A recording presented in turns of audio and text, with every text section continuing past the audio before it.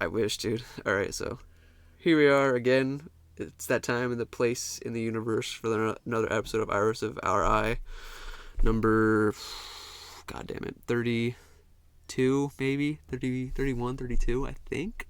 I'm still the host, Zycon, Ebb and Flow, and all my other silly-ass names. I'm sitting down with my friend Cassidy? Mm-hmm. Is it actually Cassidy? Mm-hmm. All right, so I don't even know his last name, but Nailed it. Yeah, dude. I'll put up the episode from, this is the mutual friend Dylan, Teru, how I met him, and we're doing the podcast, have fun and talk about art. It is Saturday, 9/21/24, 11:35 p.m. I am literally going to record this today and edit it today and put it up for tomorrow because there was a bunch of people who flaked on me this week and it was really frustrating for me. But I just got people. We're in people land, peopling.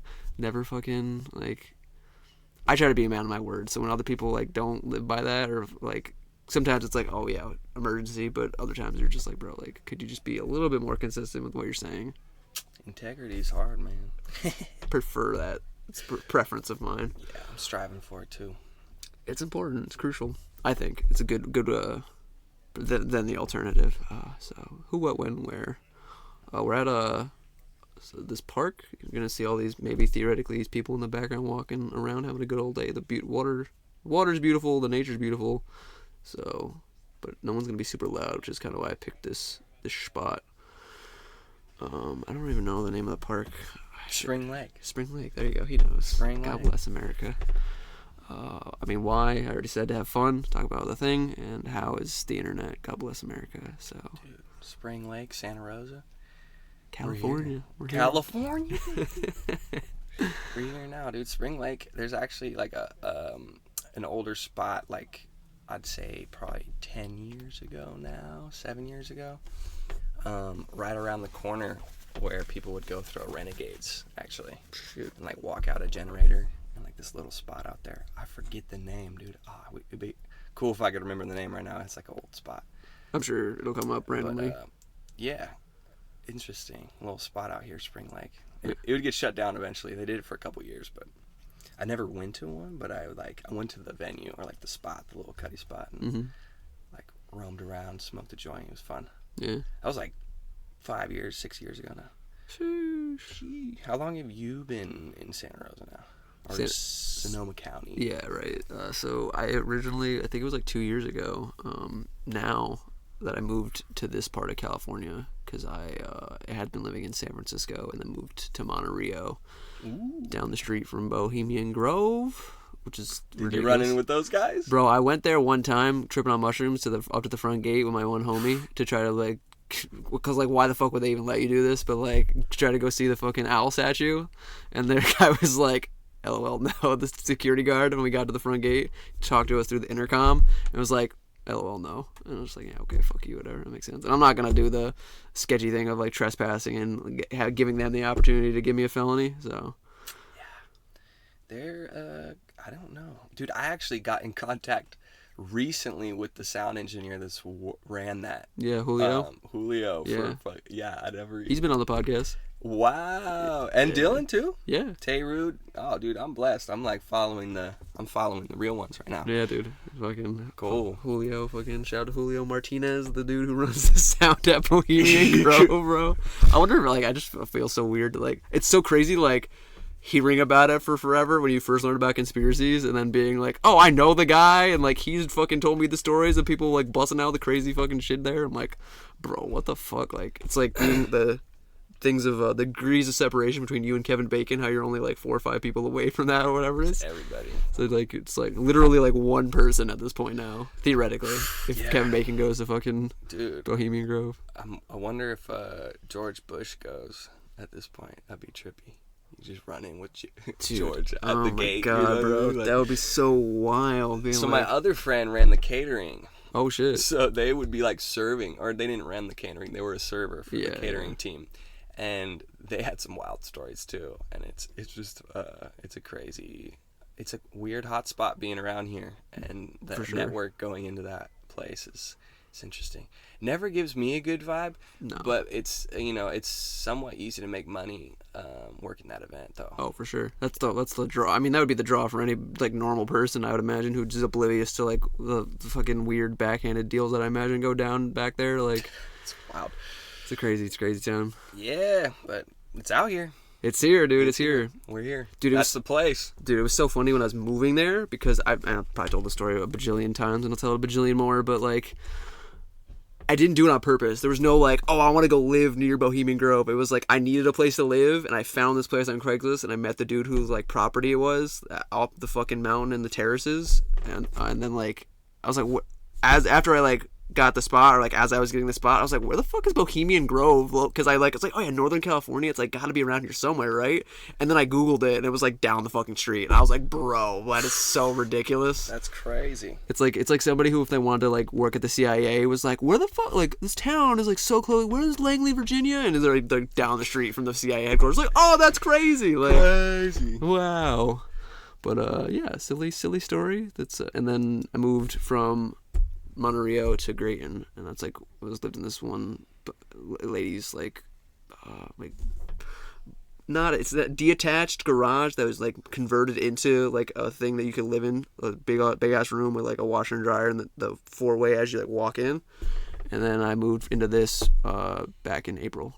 Cool, I've been in here for almost 6 months. 2 years, dude. Yeah. Sonoma County. Did you come directly from the East Coast, or you said a different state? No, upstate New York, basically my entire life. I flunked out of the Marines, so I lived in South Carolina for like a month, and then, but mostly just, upstate New York and northern New York, like my whole life. And then before Sonoma County, I lived in, I think Lake County is where Ukiah and Potter Valley are. Lived there for 2 months. It's in Mendo, actually. Mendo, still. yeah. It's okay, like no, right you're there, though. You can like take the 20 over to Blue Lakes. Yeah. You ever been there? Probably, because I drove and picked up people who were flying into Sacramento, so I had to come back and do like this whole ass loop.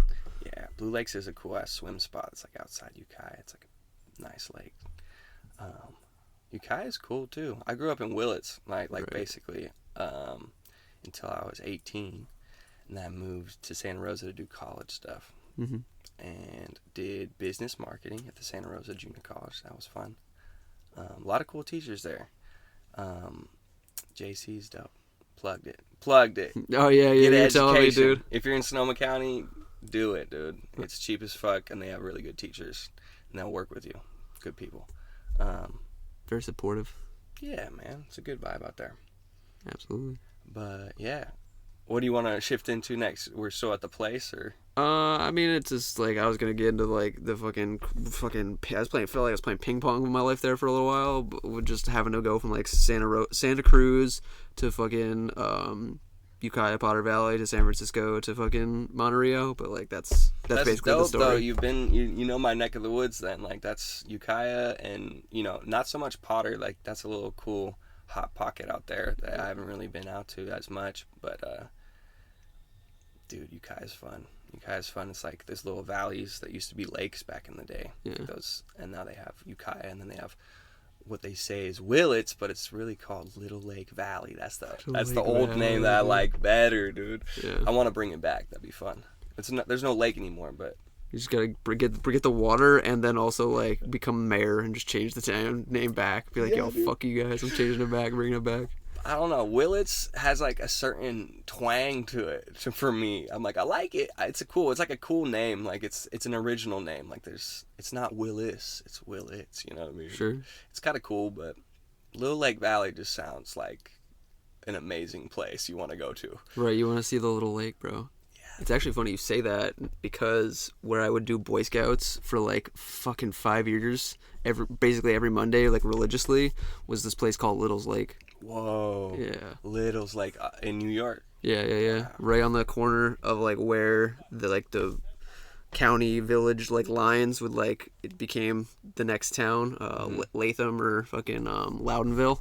How big are the like small town or? I mean, dude, it's so weird. It's like this. It's like a bureaucrat's wet dream. It's like a village inside of a town that's like bordering the capital city of New York. Trippy. Yeah. So it's like small town-ish vibes, but then like you're right next to a big ass city. It's literally a place people there would call Smallbany. It's like Santa Cruz is the same size, but like they have these giant ass skyscrapers and this weird looking theater thing called the Egg because it's like, That sounds fucking weird. dude, it is weird, bro. It is super weird. Imagine it. You gotta. I'll put the picture up here so you can see what the skyline looks like. Albany. I took this picture like before I moved to California because my high school was like on the other side of the river, and we would eat lunch, and like I could just look at the skyline every fucking day when my school was like there for like the 3 years that I was there. Dude, yeah, you'll have to show me that. Oh, that's that skyline? Yeah. What? I wanted to show you. There is a flying saucer over there, too. Yeah, bro. I mean, that's the Egg. That's what they call the Egg. The Egg? Yeah. What are they doing there? It's a giant theater. Okay. Theater fucking events and shit, yeah. I don't know, yeah. It's just that's just it, bro. That's Albany. Fucking state buildings and fucking Slippery. It's on the screen. Sorry to fucking say that I'm gonna do it and then fucking do it later. Like I'm gonna have to edit it weird, but I guess we'll try to transition. I had it earlier, it's a better transition, but like how you got into art or music, because this man is a drummer.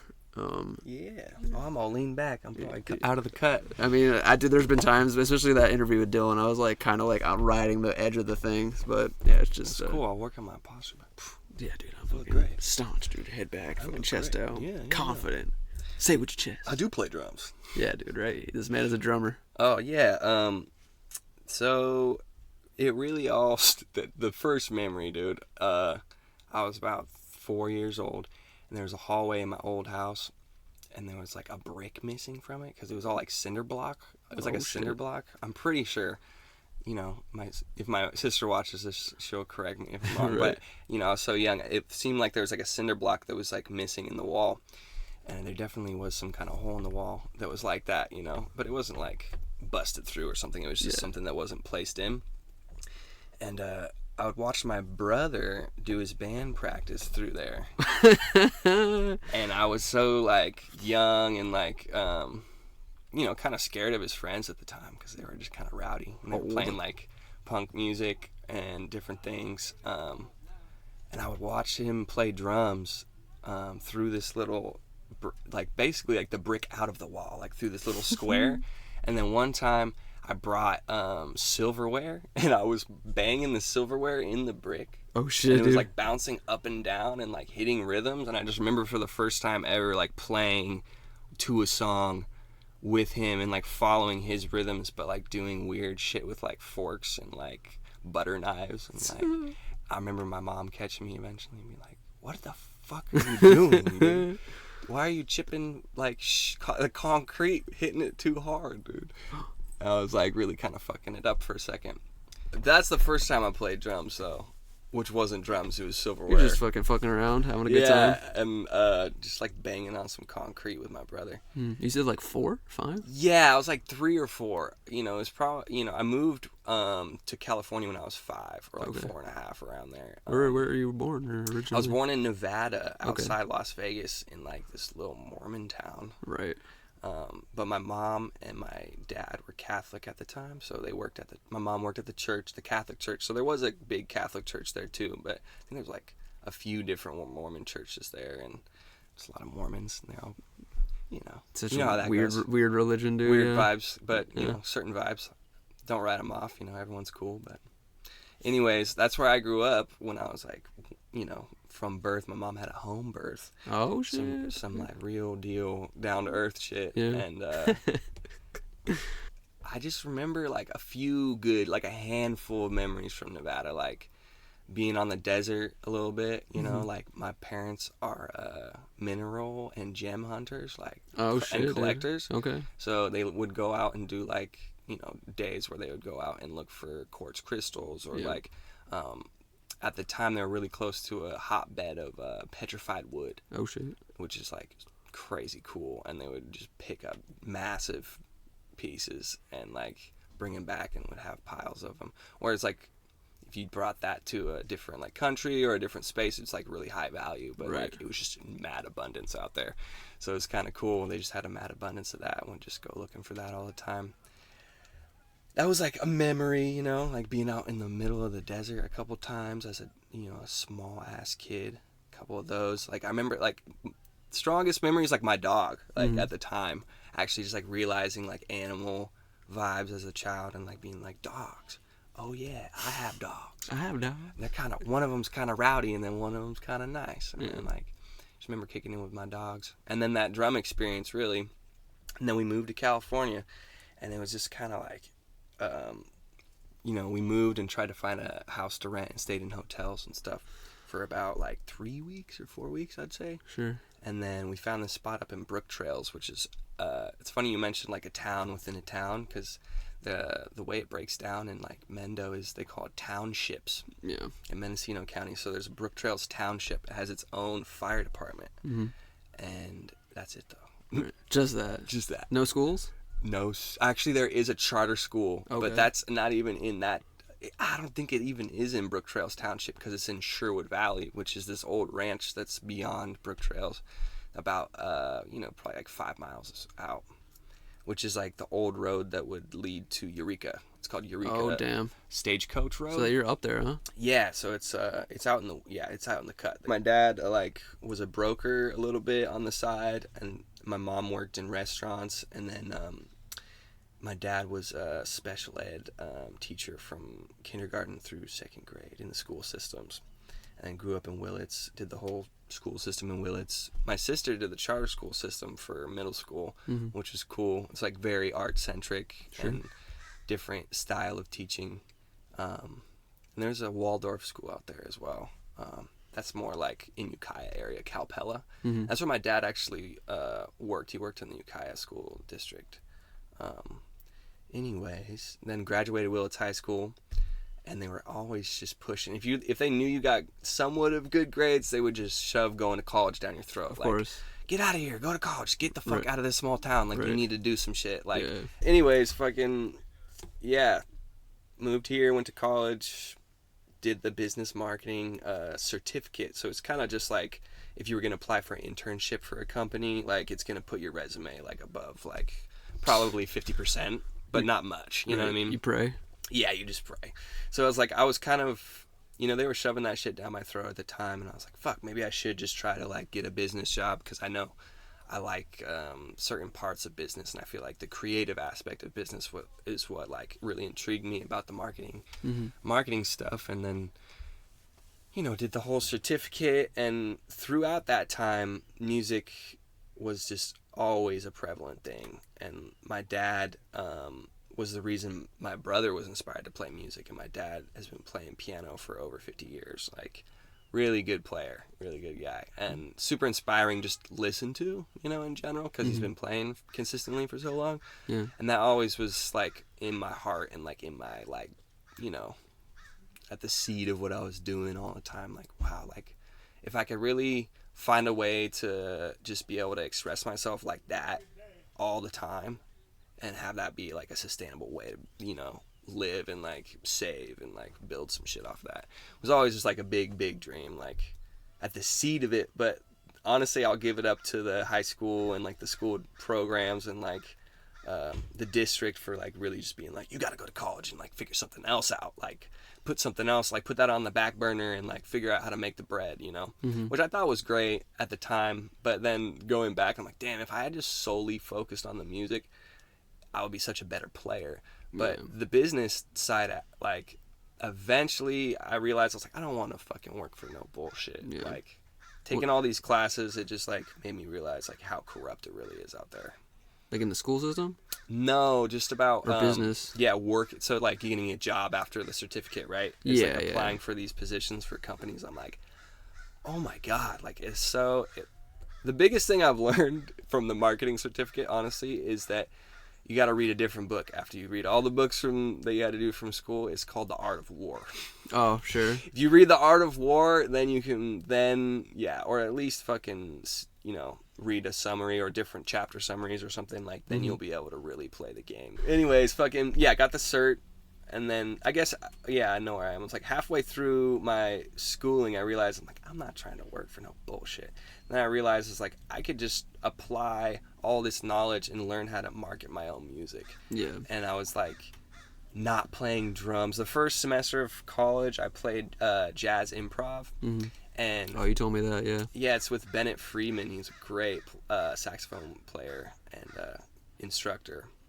Had a great time, but I just got discouraged because I didn't have enough time to do the practice, like solo practice sessions, and book the room because I couldn't play in my apartment at the time. Mm-hmm. So I just got all discouraged. I was like, "Fuck, I can't get enough practice in to like make it to the next class," which was combos, where you kind of just have to have like Dedication. You just gotta be on your shit, and like if you know you can't play that rhythm, you have to go on what they call like woodshed it.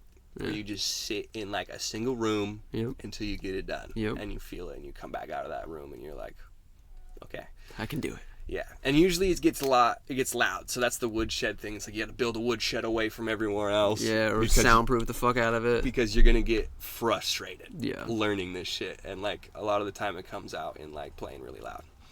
But yeah, I didn't have a space for that, right? Yeah. You've seen Whiplash, have you? Oh, the surfer movie? No, it's a drummer movie. Oh, you no. should check it out. You'd like it. Okay. You'd really like it. We'll put it here, dude. Put it on the screen. Whiplash, dude. There's a picture I'll show you. Yeah. You'll be like, oh my god. Anyways, yeah, it's a drummer movie, but I realized that I couldn't do that, so then I stopped and kind of got discouraged for about a year, and then a couple years later, I was on my balcony, smoking one as you do in college. Good old days. In between parties on a weekday, and I saw this guy, dude, and I'm right across the street from the front gate, or like the front building of the college, like on Elliott Street. Mm-hmm. So there's this like automatic door that opens, like, it goes into the lunchroom and shit, and like different stairs that, go into a different office or part of the college. And my buddy, like, who I didn't know at the time, just complete stranger, walks out of the slider door, and I'm like looking, and he's just carrying this fat ass stand-up bass, dude, and he's just like walking and just like, dude, that guy looks cool.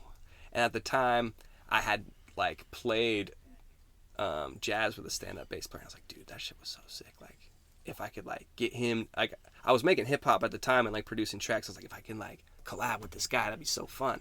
I'm just super stoned, like, kind of wishing on it, you know what I mean? But I'm like, he's right there, dude, and you're right here. And I was like, yo, I'm on the second story. Yeah. He's like looking around, and, like, I spooked him hella hard, and then I was like, you need help? I'm up here. Well, I'll come down real quick. And he was just like, no, I'm good. Right. And I was just, but I misheard him. I think he like kind of like mumbled it, or like he didn't say it loud enough or something. I just heard him say like or something. Mm-hmm. And I was like, okay. So I like came downstairs and like met up with him. Like, hey, I'm Cass. He's like, hey, dude, I'm Diego. Like, what's good? And I was like, do you need help breaking down the gig? Like, did you just play? He's like, yeah, sure, I guess. Like, we're over here. And then we just like walked to the spot, picked up a couple more things.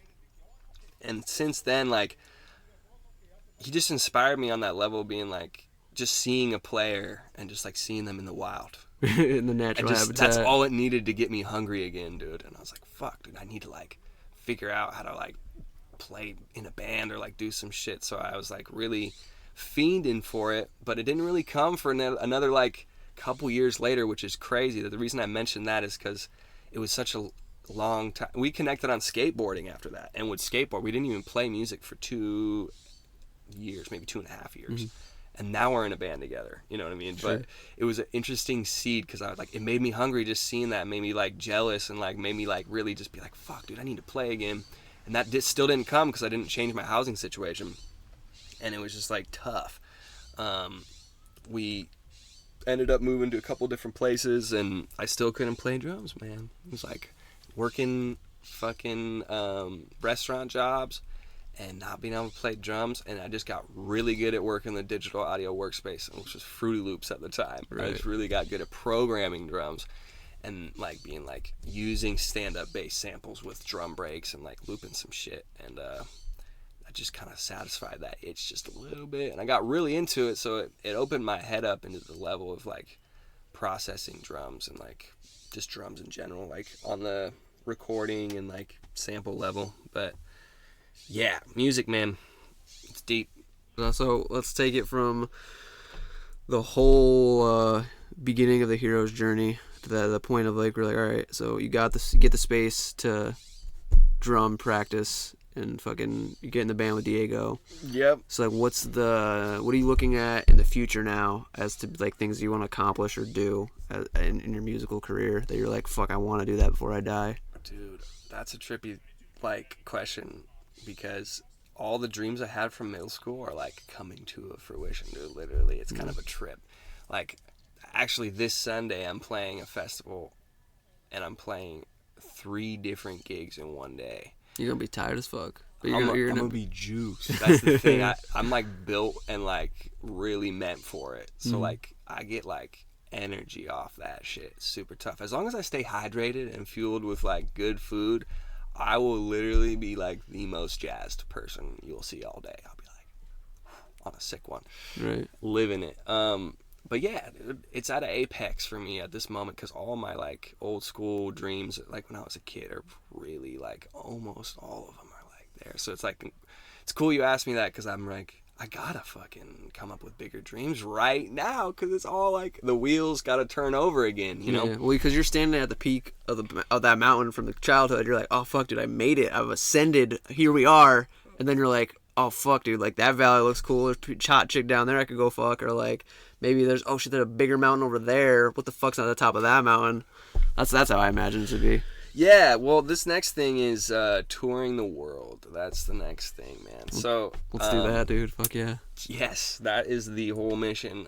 Is to take the music and like myself and the message that I'm still developing, and like the the vibe that I'm trying to really output, and the frequency with the music around the world, like get something really down into a set. It breaks down to sets for me, or like, yeah. And so it's like having a really tight knit set that's like a concept that you can, like, it doesn't have to be a finite amount of songs, or like, but it has a concept of an experience, and then taking that around the world. And which each of the projects that I'm actually in, I'm in like 5 or 6 different projects right now, playing drums, and each of them have their own like way of doing that, of like refining that concept and that experience in the live setting to be able to bring that around the world, is something that not necessarily all of them have, you know what I mean? And we're all developing it, and we're all pushing for that in each, each creative that is leading in each of those groups are really pushing for that, and they understand that concept.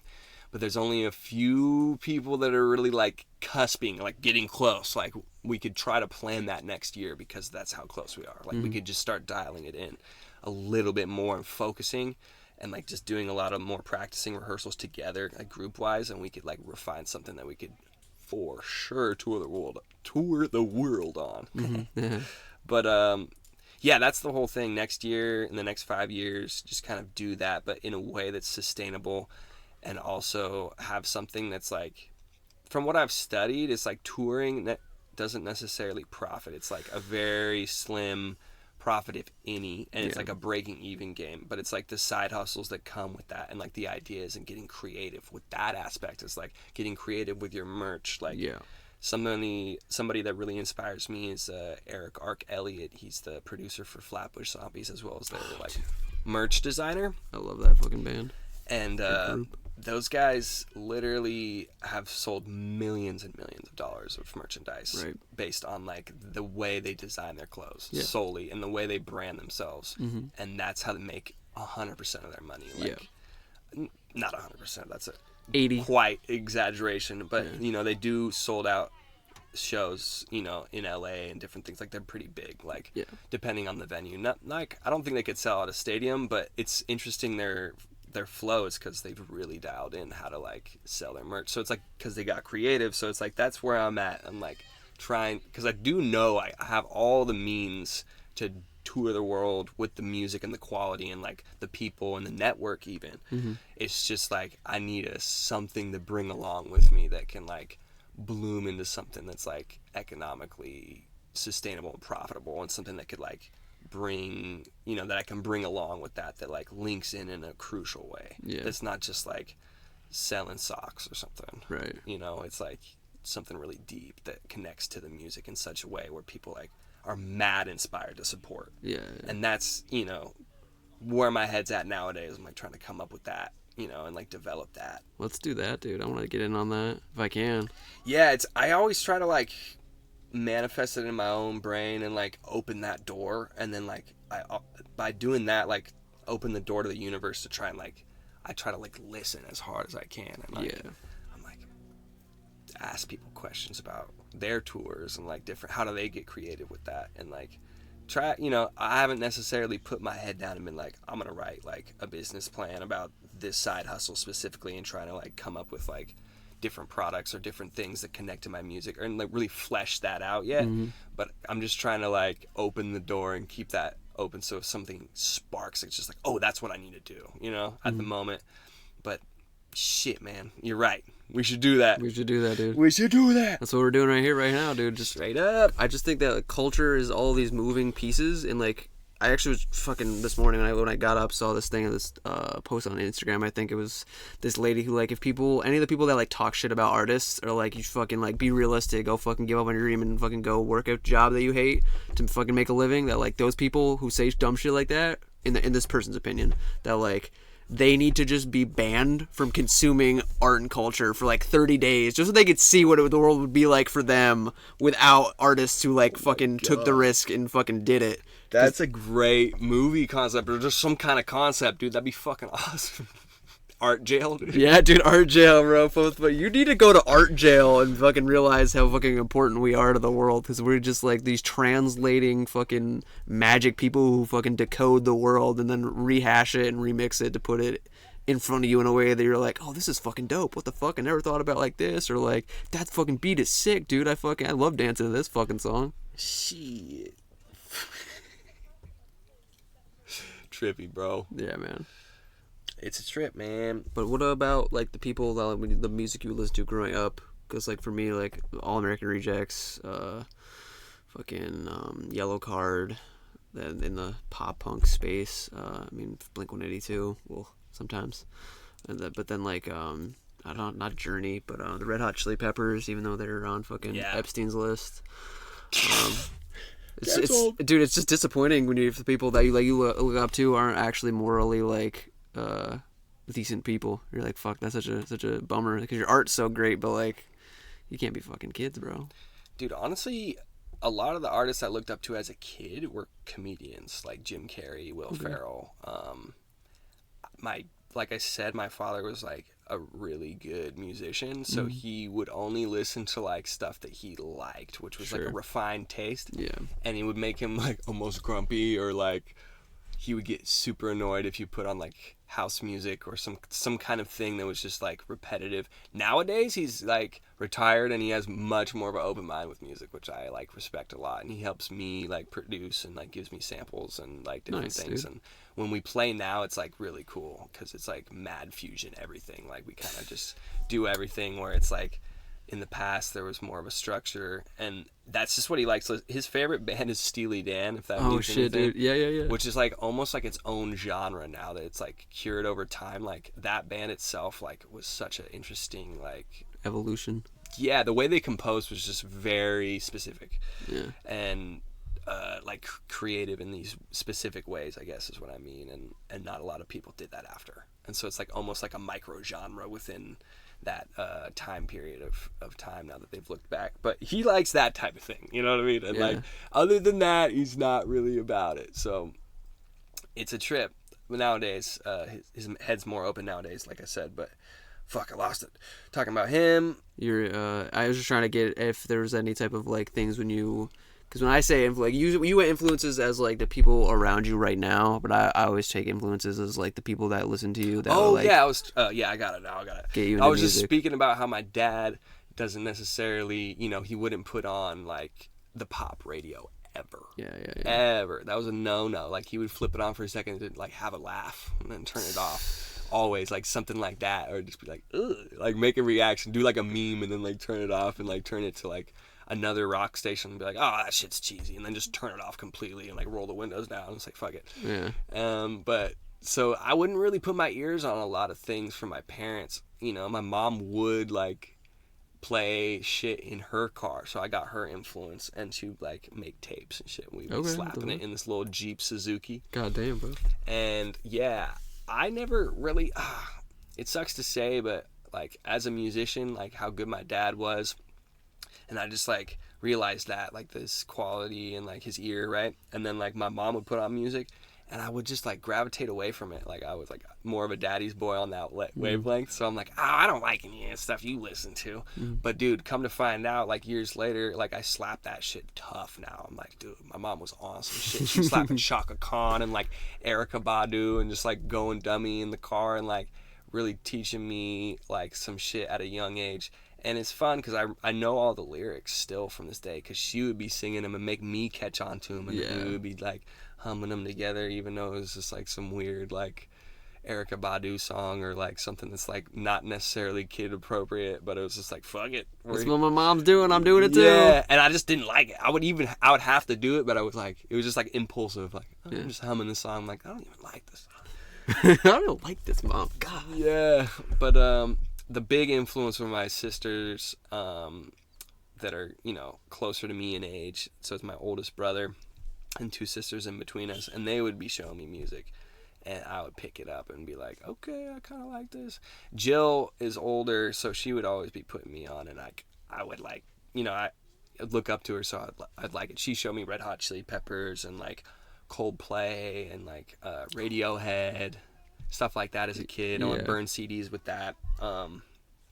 Just different stuff. Coconut Records, like weird, like obscure little things. But I'd be like rocking with it as a kid. She'd be like, "This is your song, Cass." I'm like, "Fuck yeah!" And that would get me into it.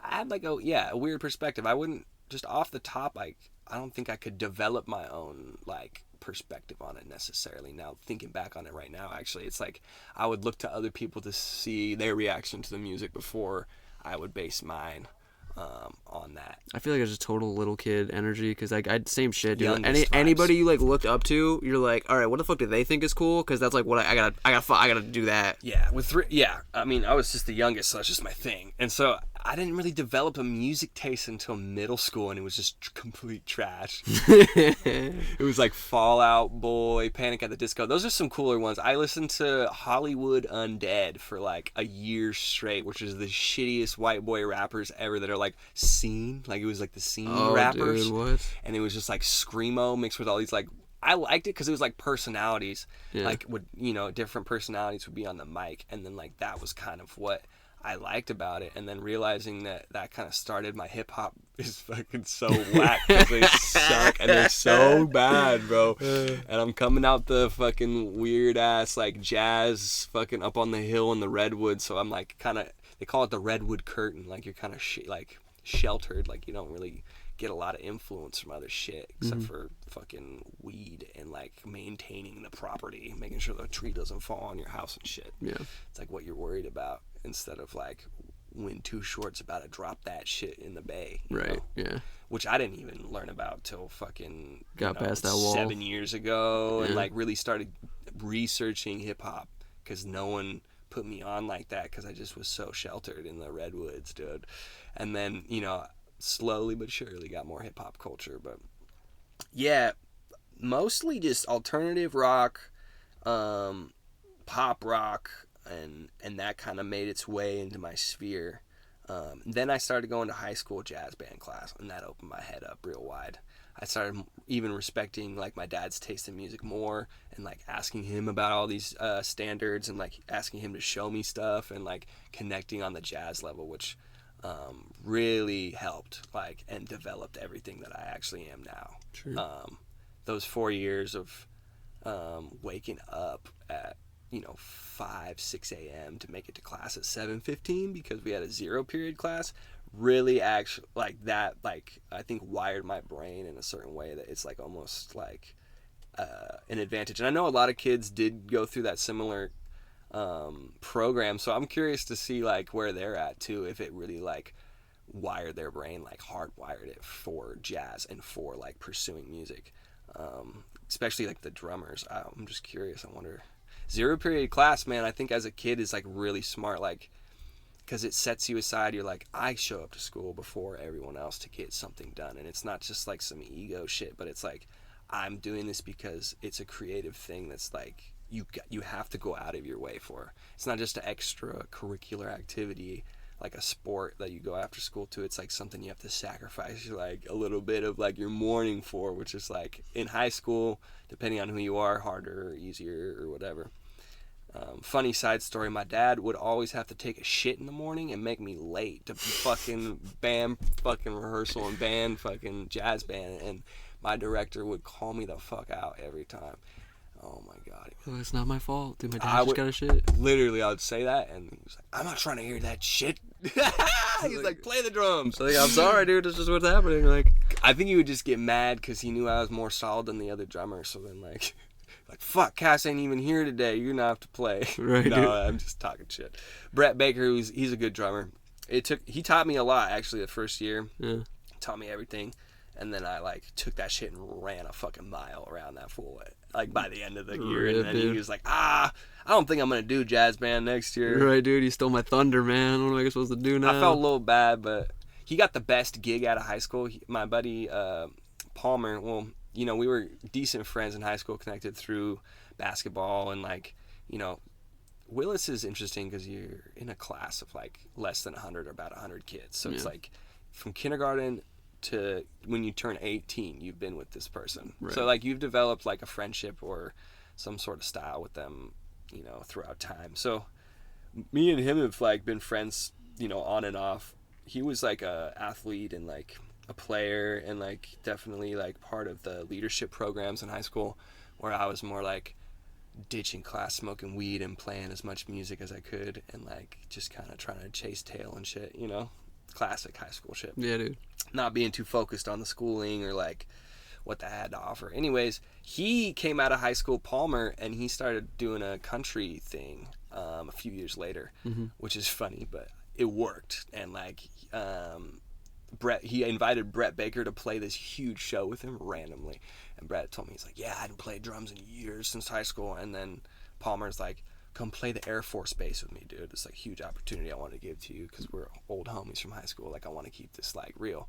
And then Brett's like sweating bullets at the Air Force Base playing for like there's an Air Force jazz band. I don't know if you know this, but it's like the best players that they take from, you know, fucking high schools and like different play, just like the best players. They just like get them all into a band, and they do that classic ass shit where they bring them to the Air Force Base and they play a sick ass show. Crazy players. And so he's like maybe even opening for them, or like in that type of situation where it's just like really like crazy high end players are everywhere, and then he's just like fucking about to boof it. And he told me he was like crying almost and shit, and like, yeah, cool story though. I was just like, damn, you got that gig, dude. That's like a dream come true. And he was just like, it was a nightmare though. Yeah, like, yeah, dude. Dreams are a nightmare too, bro. Oh, fucking hey, man. Yeah, I fucking. Oh man, my girlfriend broke up with me because I got super sad about a gig. I fucking felt like totally incompetent idiot, fucking not being able to play these songs, or like, you know, getting out of my own way and like not getting out of my own, like comfort zone and shell, and just being vulnerable with these people. And like, I'm literally never gonna see any of these idiots again. I'm at this random dude's birthday party, and I'm just like, oh, I don't even know how to play Happy Birthday. Like, fuck me. Like, didn't get up and sing my fucking songs and like try to be mildly entertaining when the fucking actual like full band fucking like got up and fucking gave me the fucking spotlight. I'm just like, what is wrong with me? I feel like such a fucking loser. Sometimes, dude, it happens, like, some kind of pressure just becomes, like, crippling to a point when you start choking. You're like, oh, this hurts. Why am I here? I'm dying. I need to die. My ego needs to die. I'm not perfect. That's a trip. It's hard to avoid sometimes, but it's also, like, there's some techniques, like, breath work is the crucial one, and then, like, kind of, like, I just like looking at people, like eventually, like it's because you're like, oh, in this anxiety mode, but then if you just look up and you just look at him, you're like, hey man, I'm kind of nervous. Yeah, dude. And then you just like, you know, let him know, and then like it starts to fade away after that for me. Like, cool. Depending on how big the crowd is or whatever. Right. I mean, it's like expectation, or like, yeah, especially if you're like in a place where you feel like other people are gonna judge you, all those other professional people, there's just more pressure to put on you. But if you're at an open mic, you're like, fuck, I'm bombing, who gives a shit, hopefully. Well, you just got the life story on the drum story. Yeah, That was dude, I too got much. everything. He said that was too much, bro. I don't know if that's what your podcast is about. We could just spit off a bunch of one-liners right now, and then you could like flip them into the shit No, just to break it up. dude, way too much work Way for too me, much. dude. I just fucking, I'm all like linear of like start, finish, end, go, fucking be all, end all, fucking Okay. bullshit. What you think this is boring? And you like it? You're gonna be like, I'm just getting the review. I'm like interviewing you about this interview now. Yeah, so for me, like, especially in this first year, I'm trying to just do no repeats, and then also like, there's this for me. This is more of like I'm like recording my life and like these fucking like building these relationships with these people, hopefully theoretically, so that like. And again, the whole thing of like being a fucking a platform for people to get onto another stage of their life or success, and like I don't really give a shit, dude. It's like I've had to accept that like it's not gonna be perfect, it's not gonna be great in the beginning, and that like maybe fucking in another 50 or 100 episodes there'll be people who are like the audience has grown, I've got 1,000 subscribers on YouTube or whatever the fuck it is, and like You heard this, man, dude. Share this podcast. get on it, You know, people. it may be I boring. need You may know nothing about anything, but now you know my weird drum story. I Yeah, guess. you know this guy now, or at least I do. Yep. Fucking drum drums, dude. They're really fun. Actually, it's the first language, dude. That's the cool fact about drums. The first time we were communicating, like hitting shit, Rocks on rocks, rocks, hitting a rock on drums, a rock. killing like an animal and like taking the leather and like stretching it over. Fucking hey, dude. Yeah, my friend who I work with at the Sandal Spot was saying that he had this experience on some type of psychedelic that like he imagined that like people were to like get to guitars and they had bow and arrows, were just like fucking around like making rhythms on guitar. But obviously that's just like the mushrooms or acid or whatever was giving him that idea. But that download, it feels real, right? Though that like the people. The lute, dude. That was the first guitar. Yeah. That shit is cool. Yeah, man. I'm reading a book called The Name of the Wind. Have you ever heard that book? It's like a fantasy novel. It's pretty dope. Mm-hmm. It's classic hero's journey, dude. Of course, I read the first two books, or listened to the first two books of the Dune series. Yep. I'm gonna try. Do you listen in here? No, I work. Oh, yeah. But I'm trying to get to the point where I read them all. It's kind of sucks. I mean, if you read them, do you want to read them? Because I'll want to say something that's the spoiler if you haven't. No. So the main dude dies at the end of the second one. And I'm just like, fuck, bro. That's such a heartbreak when, like, the main character that you put all the emotional investment in is, like, no longer the main character. But, I mean, for the story, it's totally perfectly logical. And, like, because I'm, like, trying to finish writing a book that, like, fuck, it's, like, that's not the way I would want my story to develop. But for, like, the way that he did it, it's so perfect. And I'm just like, that's so sad. Like the main dude fucking died. Because I'm fucking so, like... That's me. I'm the main dude. Like, if I don't want to die in my own fucking story, but like, oh man, that was so perfect for the fucking like. He goes out as this like, he basically like ties the perfect bow and knot around his like hero's journey and being like deified as like a mystic basically for the culture that he's like taken over and like not hijacked per se, but they have this whole like fucking like he's the guy. He's the fucking. I saw the movie. Right. Or the show. I don't even know. It's a part. I haven't seen the rest of part 2, anyways. Yeah, I mean, I'm gonna watch it with Dylan at some point. I know, but dude, the soundscapes in that BZ are pretty dope. Sound design's dope. Yeah, definitely. I think What do you think about Inception? It's a good fucking movie. It's a fucking trip, bro. I don't know if the ending is if the thing falls down or not, so you don't know if he's in base reality or whatever. But any of the things of being able to communicate with your subconscious through your dreams, I think is super valid, and I think there's a lot of like magic in that. I haven't watched it in a while, but like it's crazy the whole concept of like bringing people into the dream and then having somebody be the person who gets to make up the whole world of the dream. Like that shit's crazy. Because it's like what we do when we're awake, but so many people are just like stuck being cogs in other people's dream machines, and like how not wanting to be in a business that's like not yours. I'm at a point in my life where like this is my last full-time job ever, and like everything after this is like my own shit. Like I can't go back, bro. I can't go back.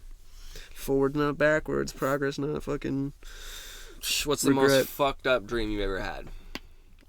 I mean, fucked up as in like crazy or sexual, or fucked up as in like terrifying and like nightmare. The worst one.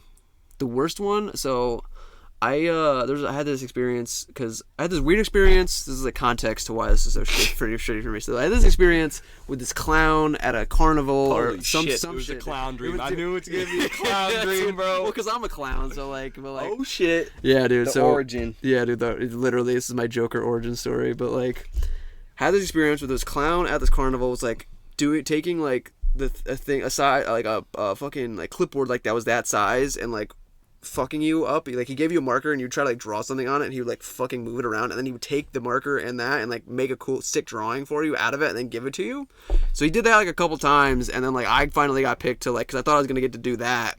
And this fucking guy takes me, puts me on his shoulders, gets on a unicycle, and then starts fucking juggling, bro. And I'm just like losing my shit as a little kid. It was terrifying because I just was not psychologically prepared for that at all. Oh my gosh, you're just going crazy. Yeah, so then like, so I'm like, fuck clowns. This is bullshit. Don't enjoy it. And then for some reason, this is like then years later after that fact, that like I start watching it late, like it must have been in the fall or the winter because it was super dark, but it was only like 8 or 9 o'clock. But I also think it might have been thunderstorming, but I don't know if I'm just making that detail up or not, if it really was. But it was just like super dark, watching this movie about a fucking clown that fucking kills kids and like comes out of the shower drains and fucking The old murders. one? Yeah, the old one. The Oh, old one. This shit, was like old before they ones. before they made the new one. So like that shit terrified me. I was like, fuck, there's a clown that's just gonna fucking come up through the fucking drain and murder me in the shower. I remember that one scene where the kid with the glasses is in the school by himself and all the showers are fucking like super hot, trying to force him into the fucking clown's mouth, and he's just like, blah, no, oh my god, fuck. So a dream that terrified me was like basically rewatching that movie in my own fucking dreams. I would like wake up fucking like terrified of this fucking experience, but got to the point where, because I was so terrified of my dreams and because I went to bed so much, I got really good at making sure I was dreaming or not. Like, so to the point where like I am just 1,001% sure that we're awake right now and that this is not a dream at all. That's a trip. So How do you do that? I just know. I have to know because I don't want to wet the bed. Oh my god. I know. I fucking know. The dream would get so repetitive that I could get to a point where I could fast forward through the fucking dream, bro. I was like, oh, I'm dreaming. It would like almost zoom out like I was watching a YouTube video, and like I remember like hitting the thing, like the old school VHS thing where it would like the weird gray lines would happen and it would just everything would go faster. It would just be like just like that. I'd just go to a different dream. Oh my god, I had that experience as well. Yeah. Dreaming's fucking wild. I have stress dreams, dude. That's why I brought that up. There's definitely your subconscious is trying to tell you something, and I'm convinced that like the symbolicness of it is just like, if you can decode that symbolism, it's like what the thing that it's not, maybe you're unconsciously avoiding it, but there's something in there, like a lesson that you need to like integrate into your being so that like it won't keep fucking coming up. Yeah, it's a trip. Because the universe is like this in a similar way of the women that they like shit test you and like they test your boundaries to make sure that you're in yourself confident of what the fuck you're like stating as the truth of the situation. The universe is constantly like, are you fucking sure? Like, I'm gonna keep fucking throwing this at you until you're like super duper sure. And then even 7 years, 14 years, 21 years down the line, when you're 3 different people away, I'm gonna make sure to come back and be like, are you fucking sure? Like, but that's just my 2 cents on how I think it's all connected and related. Yeah, I need to do some like shadow work about it is the thing, because it's like not so apparent to me, you know. And you know, I've used weed to suppress shit for years, like subconsciously, not like fuck that shit, I'm gonna smoke weed and like forget about it. It's but the like feelings. it just happens like subconsciously to me, just like all the time, subtly. And I'm like, over time, I just like, it's harder to like grip those and uncover it, like undust it, because it's like I can't even see it. It's like way over there. Like, Yeah, dude. you know, shrouded in the weed cloud. Yeah. and I just feel like I haven't. I know personally, like a lot of people who have gone through like really intense trauma, and I think it's a complex that I need to work through, where it's like, I know like my life's pretty smooth. Like I haven't had to deal with so much. Like and different things compared to other people. And I think that aspect is like bringing me into a weird space where I can't really heal my shit because like I'm too much of a comparative person. Like I'm fine, dude. Like Right. people have it way worse. I'm fine. Like, Right, yeah. and I don't have to. And like I feel like my issues are mediocre or something. Like It's self-worth, it's a trip. self-worth stuff for sure. Yeah, I need to get into there and fucking figure that out. We're getting deep at the last fucking 10 minutes here. I'm just gonna try to. We're gonna just land the plane because there's Yeah. no reason to put this on the internet for fucking people to fucking see, unless you're gonna pay me on Patreon, bitches. Which you're probably See, not. this guy's good, dude. This guy's good. He'll get you going. I got 2 ears, dude. I might not have a degree in psychology, but it's like I don't feel like you need one realistically unless you're gonna go into that system. It's like you just gotta understand the ideas of like fucking things, and then like I'm this is my 2 cents, not fucking whatever the armchair fucking psychiatrist kind of bullshit, but it's like everything boils down to repeated decisions and habits and like your the person that you are based on your environment, but then also how much yet you as an individual feel like you are capable of changing your environment. Like those 2 things are totally like the semicircle Vesica Pisces Venn diagram thing of like one influences the other, but the overlap is just where you can like your internal locus of control, how you can change it and feel like you have control over and exercise your power as an individual. But the final question, now that I'm done with my little ramble, that I like to end the podcast episodes on is, if we were to die as soon as I stopped hitting the recording button, yeah, dude. If we said you were getting deep, bro, we're getting deep one. I like this. Yep. If we were gonna die when I stopped hitting the recording button, what piece of knowledge, wisdom, or like inspirational, creative thing would you want to be able to share if it could go out to the last 7-8 billion people? Try to keep it under 1 minute. It's like very short. Like, hey, I only got 60 seconds here, people, but you need this on your hero's journey, or this is like my life's fucking like opus magnum, or whatever the fuck it is, magnum opus, like thing that you need to know. Yeah. No pressure. I guess if we're gonna die right now, like this is gonna go to everyone, right? This is like a message to the world. All people. Everywhere. Hello, world. Hello, world. Honestly, the biggest thing I'd say in life is figure out what makes you happy, and if nothing's making you happy, play music, because music will make you happy, and music will help in any situation. It will help. If you can sing a song, then you can get through it. It's really or snap your fingers. It's really just about like putting the music, in front of you, or putting it out, or just ingesting some kind of music, and that will like, I don't know what it does. I'm not even going to tell you that I know what's going on at all. I don't know anything. And if I'm going to die right now, I don't know what even is going to go down. But I will know and take with me forever the music that I've made and the music that I've felt, for sure.